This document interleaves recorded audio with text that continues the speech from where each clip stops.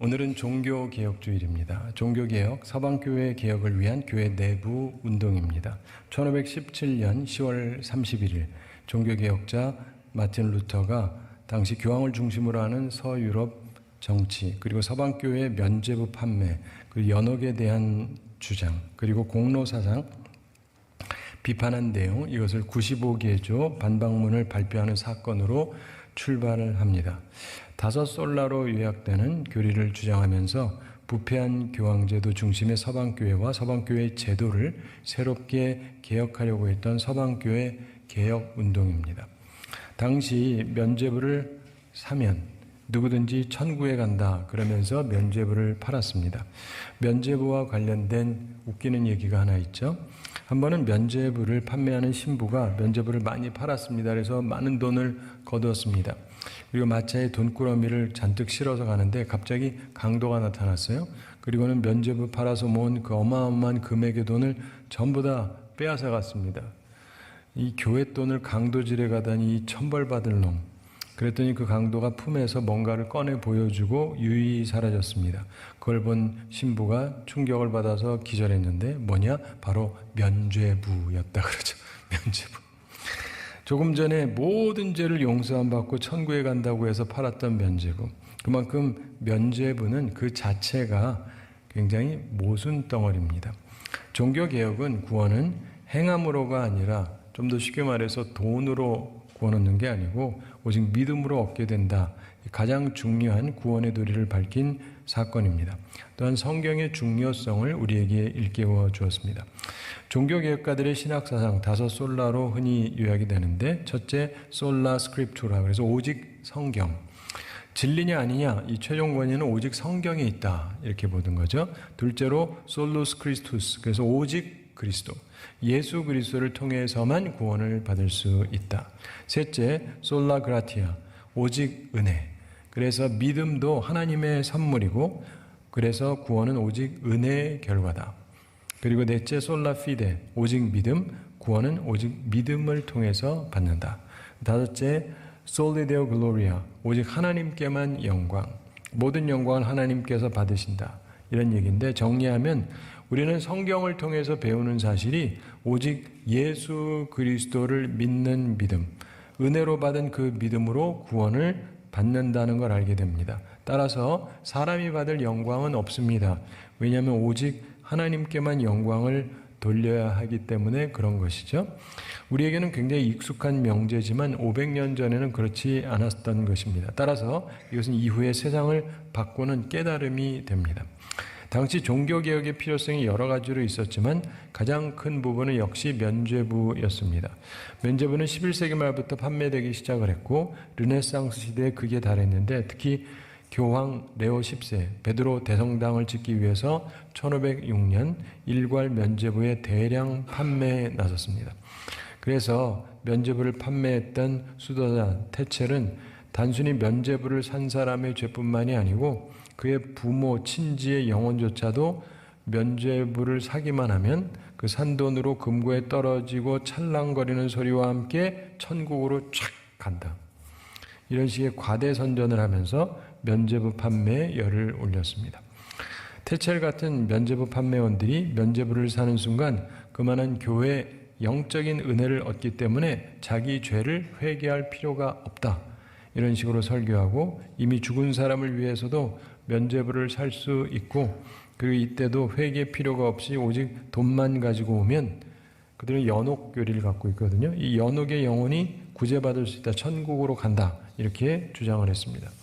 이리하여 종교개혁 직전 당시에 면죄부가 엄청난 숫자로 팔렸습니다. 결국 이것은 이런 가르침이 되는 거예요. 어떻게 천국에 가는가? 면죄부를 사면 된다. 면죄부를 사려면 어떻게 해야 돼요? 돈을 내야 된다. 다시 말해서 천국은 돈을 내면 가는 곳이다. 이렇게 가르친 거예요.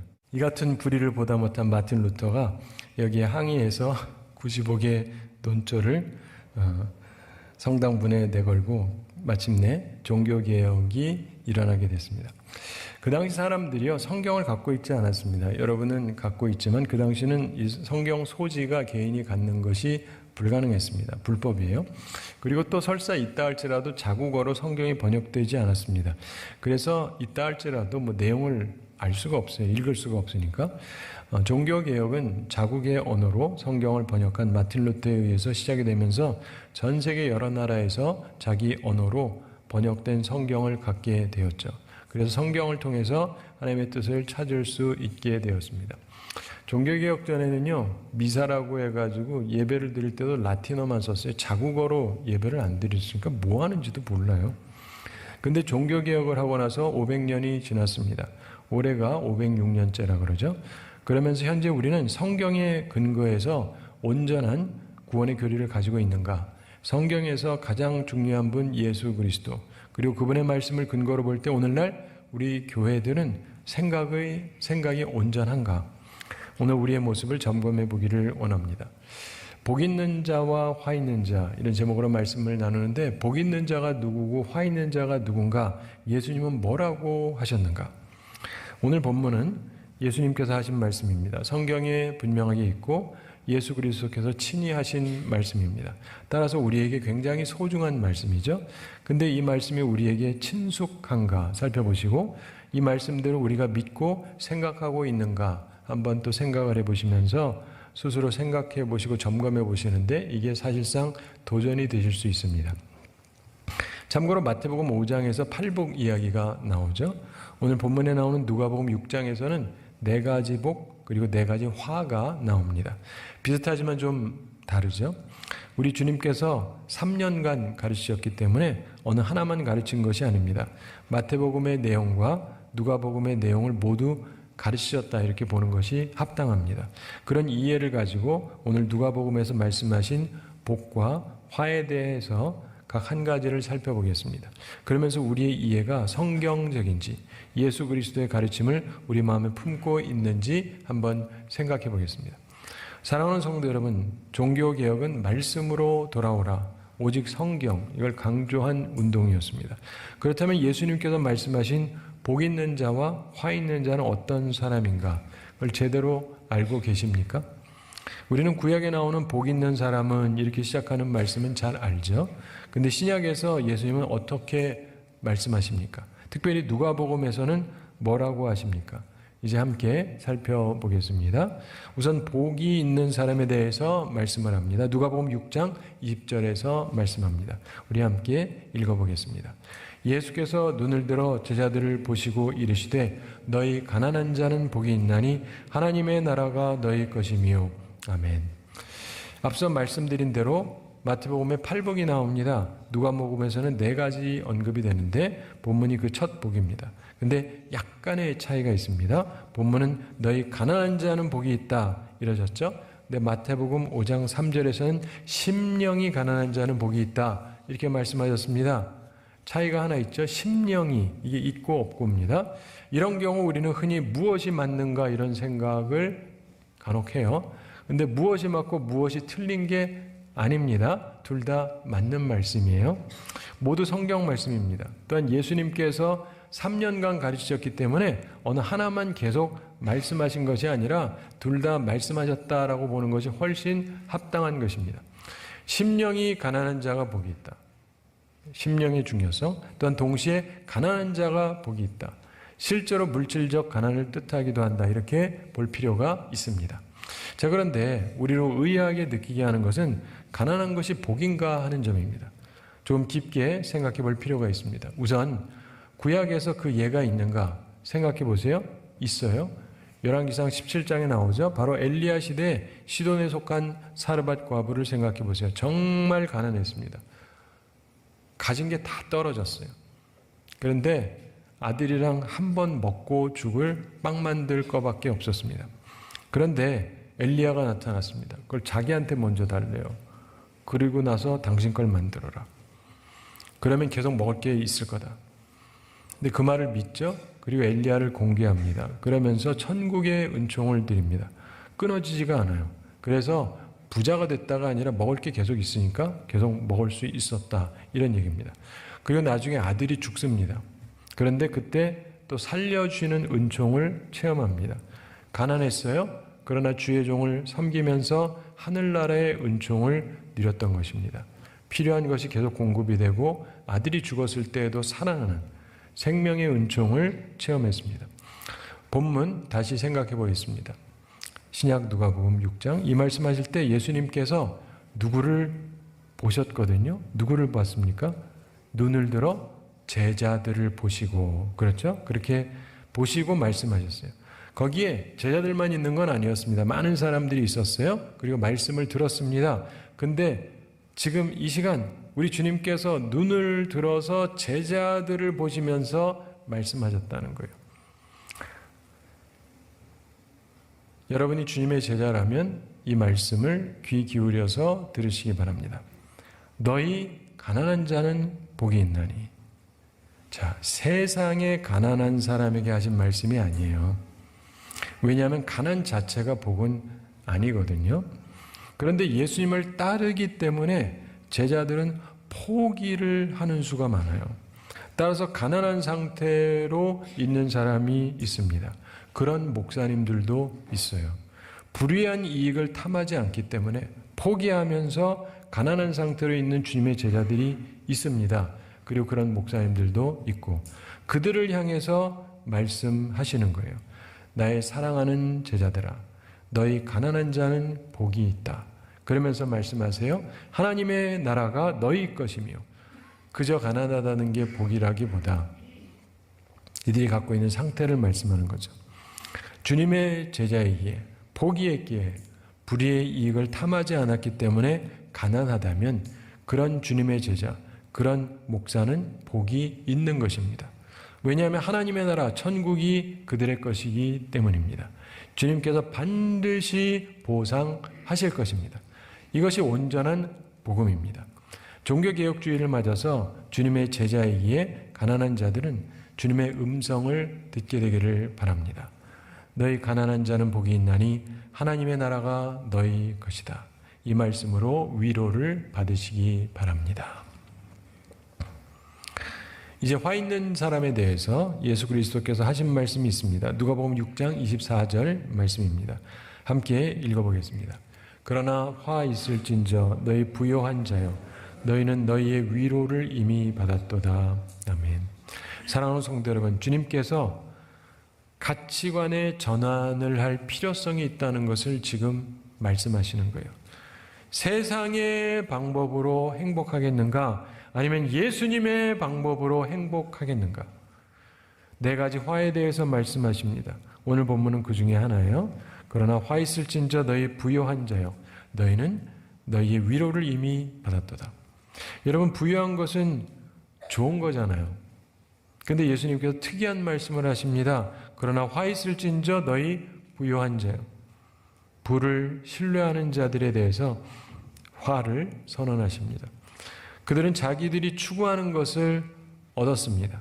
그런데 복이 아니라 화라고 주님께서 말씀하십니다. 왜 그럴까요? 너희는 너희의 위로를 이미 받았도다. 그들은 그들의 보수를 충분히 받았기 때문이라고 말씀합니다. 그들의 유일한 위로를 이미 받았습니다. 영원한 미래에 대해서는 아무것도 받을 것은 없습니다.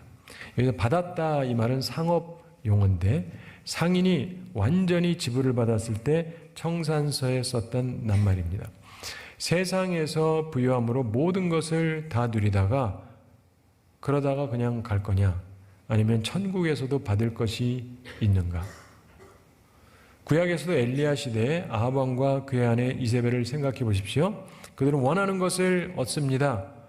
빼앗아서 얻습니다. 불법적으로 얻습니다. 그런데 그 결과는 화였습니다. 이세벨은 비참하게 죽습니다. 부유한 자의 화를 성경은 말씀합니다. 예수님께서는 부유한 자들이 화가 있다고 말씀하십니다. 부를 신뢰하는 자들에게 대해서 화를 선언하십니다. 화 있는 사람은 그들의 유일한 소망이 세상적인 부에 있습니다. 그리고 그걸 얻는 게 그들의 유일한 소망이죠. 그리고 그들은 원하는 소망을 성취합니다. 열렬히 추구하고 원하는 바를 손에 얻습니다. 꿈을 이룬 사람들이에요. 소위 성공한 사람들입니다. 그들은 보수를 받았어요. 위로를 받았어요. 근데 주님께서 말씀하십니다. 너희는 너희의 위로를 이미 받았도다. 그러나 그들은 영원한 미래를 위해서 아무것도 준비하지 않았습니다. 하늘의 보화를 쌓지 않았습니다. 그래서 화 있는 것입니다. 사랑하는 성도 여러분, 오늘 성경에서 보았던 것처럼 우리 주님께서는 분명하게 말씀하셨습니다. 너희 가난한 자는 복이 있나니 화 있을진저 너희 부유한 자여. 여러분은 어느 쪽입니까? 복이 있습니까? 화가 있습니까? 주님 평가에서. 예수님은 우리의 모습을 잘 점검해 보기를 원하십니다. 그냥 지금 부유하면 좋은 거 아니에요? 그냥 지금 배부르면 좋은 거 아닙니까? 그냥 지금 웃고 있다면 좋은 거 아닙니까? 그냥 지금 모든 사람에게 칭찬받는다면 좋은 거 아닙니까? 근데 예수님께서는 오히려 그런 네 가지가 화일 수 있다고 말씀했습니다. 경고하시는 거예요. 정신을 바짝 차리라는 것입니다. 우리는 선택해야 됩니다. 세상 방식으로 행복하게 살 것이냐, 아니면 예수님의 방식으로 미래를 위한 투자를 하면서 살 것인가. 오늘 저는 주님의 말씀을 근거로 온전한 말씀을 전하려고 노력하는 것입니다. 여러분은 개혁이 필요하지 않습니까? 변화가 필요하지 않습니까? 요즘 교회는 어떤가요? 이제 보려고 하는 누가복음 21장 1절부터 4절 말씀을 통해서 우리의 헌금에 대한 관념도 잠시 점검해 보기를 원합니다. 누가복음 21장 바로 앞에서 예수님께서 서기관들의 위선을 들추어내십니다. 그리고 그들을 삼가라고 말씀하셨습니다. 이들은 과부의 가산을 삼키고 외식으로 길게 기도하고 이런다 말씀하세요. 그러면서 한 과부의 신실성에 대해서 오늘 본문에 말씀하는데 1절 함께 읽어보겠습니다. 예수께서 눈을 들어 부자들이 헌금함에 헌금 넣는 것을 보시고, 아멘. 예루살렘 성전에 가면 여인들의 뜰에 나팔 모양의 13개의 헌금통이 있었답니다. 근데 우선 부자들이 헌금함에 헌금 넣고 있는 것을 예수님이 보셨습니다. 예수님은 우리 헌금하는데 관심 없으실 것 같죠? 아니요. 예수님은 딱 보고 보셨어요. 누가 얼마 하는지. 마가복음 12장 41절에서 설명합니다. 예수께서 헌금함을 대하여 앉으사 무리가 어떻게 헌금함에 돈 넣는가를 보실세. 여러 부자는 많이 넣는데, 이런 말씀이 나와요. 마가복음에 의하면 헌금을 많이 넣는 부자들이 여러 명 있었다. 한두 명이 아니었다. 이렇게 구체적으로 설명하고 있습니다. 예수님이 이걸 다 보고 있었다는 거예요. 자, 그리고 본문 2절 함께 읽어보겠습니다. 또 어떤 가난한 과부가 2렙돈 넣는 것을 보시고, 아멘. 또 어떤 가난한 과부가, 비교가 되죠? 여러 부자랑. 헌금 액수도 2렙돈입니다. 쉽게 설명해서 이 여인은 그냥 500원짜리 동전 2개 정도, 이거 드린 거다, 이렇게 보시면은 대충 요즘 우리랑 맞습니다. 예전의 신학자들의 설명이 맞지만 그건 그 시대 얘기고 그보다는 꽤 많은 액수예요. 왜냐하면 요즘 인플레이션으로 인해서 한국 임금도 많이 올라갔기 때문입니다. 그런데 여전히 이렇게 작은 헌금은 별로 없습니다. 근데 주님께서 넣는 것을 보셨다, 이렇게 성경에 말씀합니다. 주님 앞에 나와서 500원짜리 동전 2개, 1,000원 정도를 헌금한다. 그러면 분명히 작은 돈에 틀림이 없는데 그걸 보셨다. 그리고 말씀하셨습니다. 3절 함께 읽어보겠습니다. 이르시되 내가 참으로 너희에게 말하노니 이 가난한 과부가 다른 모든 사람보다 많이 넣었도다. 아멘. 참고로 마가복음 12장 43절 초반에 보면 예수께서 제자들을 불러다가 이르시되, 이런 말씀이 나와요. 예수님께서 제자들의 관심을 집중시키기 위해서 제자들을 불러 모으신 거예요. 마치 대단히 중요한 일이 있는 것처럼. 그리고는 말씀을 한 거예요. 내가 참으로 너희에게 말하노니. 굉장히 중요한 것처럼 말씀합니다. 내가 참으로 말한다. 극히 중요하기 때문에 꼭 기억해라, 이런 말씀이에요. 그래서 기록이 된 겁니다. 그래서 우리도 기억을 해야 됩니다. 꼭 기억하시기 바랍니다. 이 가난한 과부가, 이렇게 주님이 말씀하시는데 한 가난한 과부를 집중하게 하십니다. 다른 모든 사람보다 많이 넣었도다. 예수님의 평가에 의하면 이 2렙돈은 마치 커다란 다이아몬드 보석 같았다라고 평가하시는 거랑 비슷해요. 다이아몬드는 비싸잖아요. 자, 부자들이 넣은 것보다 많다. 아니, 모든 부자, 더 나아가서 그곳에 온 모든 사람보다 많이 넣었다는 게 예수님의 평가입니다. 이건 산수상으로 도무지 말이 안 되는 얘기예요, 세상에서는. 근데 어찌 이게 말이 됩니까? 어쨌든 이게 주님의 평가예요. 그렇게 평가하는 이유에 대해서 주님이 설명을 하십니다. 4절 함께 읽어보겠습니다. 저들은 그 풍족한 중에서 헌금을 넣었거니와 이 과부는 그 가난한 중에서 자기가 가지고 있는 생활비 전부를 넣었느니라 하시니라. 아멘. 이유가 설명이 됩니다. 저들은 그 풍족한 중에서 헌금을 넣었다. 다른 모든 사람들은 풍족한 중에서 헌금을 넣었다. 근데 이 과부는 그 가난한 중에서 자기가 가지고 있는 생활비 전부를 넣었다. 이렇게 말씀합니다. 이 과부는 풍족한 중에 한 것이 아니고 가난한 중에 했고 그것도 자기가 가지고 있는 생활비 전부를 넣었다. 이렇게 말씀합니다. 500원짜리 동전 2개 이게 있는데 하나도 남기지 않고 드렸다. 뭐 이런 얘기랑 비슷해요. 오늘날 딱 1,000원 정도 가져서 가장 싼 컵라면 하나 혹은 라면 한 봉지 사 먹을 수 있는 돈이에요. 그러니까 가치가 굉장히 적습니다.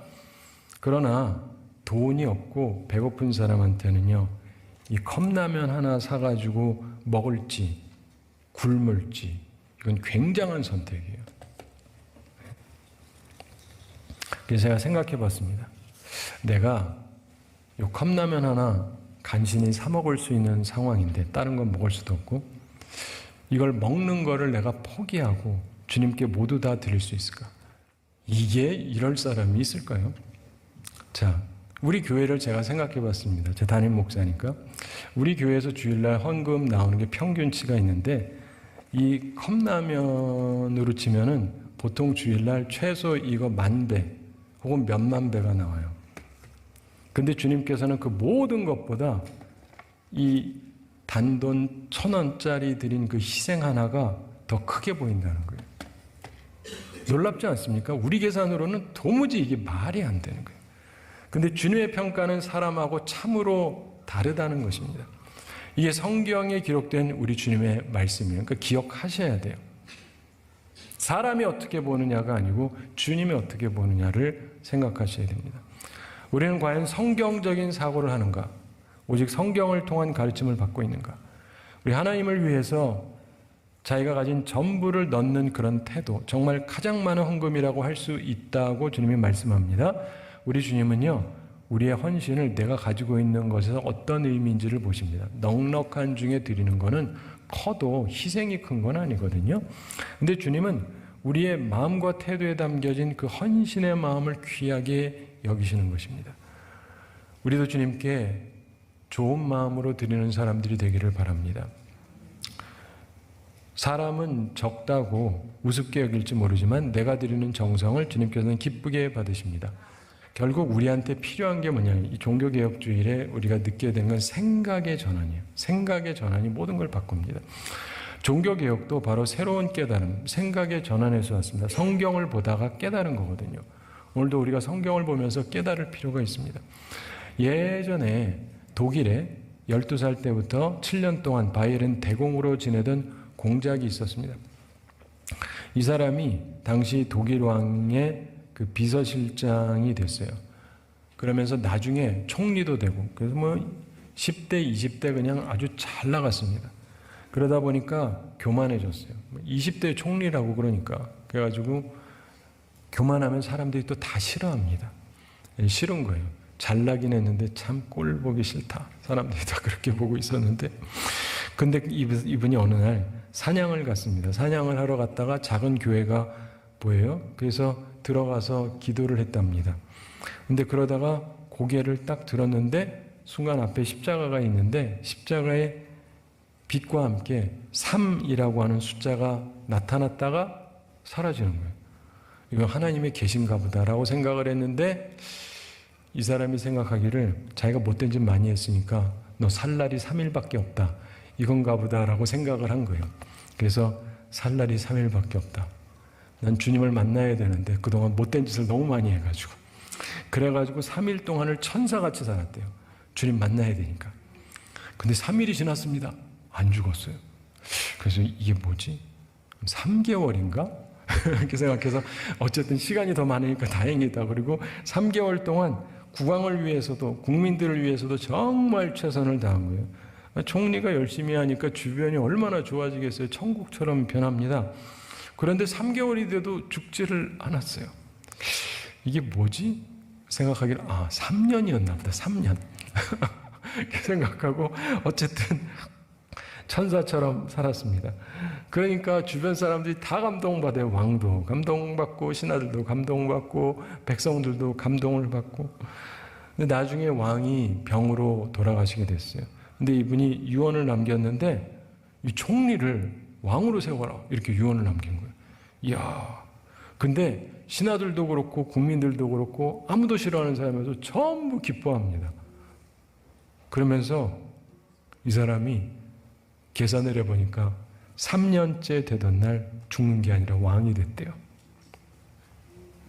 30대 초반에 왕이 됩니다. 실화예요. 그리고 나서 14년 후에 신성 로마 제국의 황제로 추대가 됩니다. 그리고 20여년간 믿음의 황제로 알려지고 세상을 다스렸습니다. 사랑하는 성도 여러분, 생각이 바뀌면 사람이 바뀌어요. 루터의 생각의 전환이 세상을 바꿨던 거예요.